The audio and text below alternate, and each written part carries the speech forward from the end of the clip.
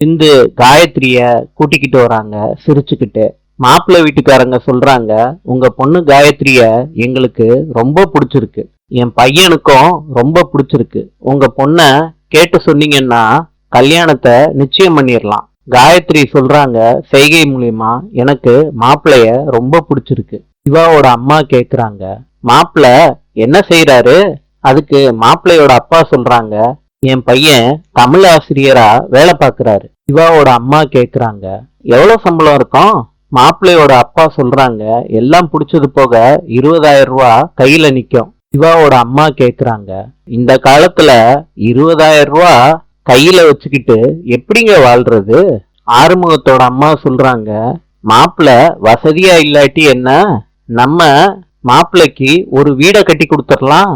மாப்பிள்ளையோட அப்பா இதெல்லாம் கேட்டுட்டு சொல்றாங்க, உங்க பொண்ணுக்கு நீங்க எதுவும் செய்ய வேணாம், கட்டின புடவையோட எங்க வீட்டுக்கு அனுப்பி வைங்க, நாங்க உங்க பொண்ண ரொம்ப சந்தோஷமா பாத்துக்கிறோம்.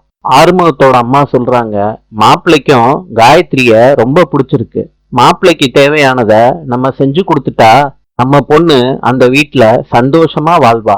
பைரவி ரூம்ல இருக்கப்ப ஆறுமுகம் சொல்றாரு, உன்னால என் தங்கச்சிக்கு நல்ல மாப்பிள்ளை கிடைச்சிருக்காரு, என் தங்கச்சியையும் நீ நல்லா பாத்துக்கிற, எங்க அம்மாவையும் நீ நல்லா பாத்துக்கிற, அதனாலதான் பைரவி உன்னை எனக்கு ரொம்ப பிடிச்சிருக்கு அப்படின்னு ஆறுமுகம் சொல்றாரு பைரவிய பார்த்து. சந்திப்போம்.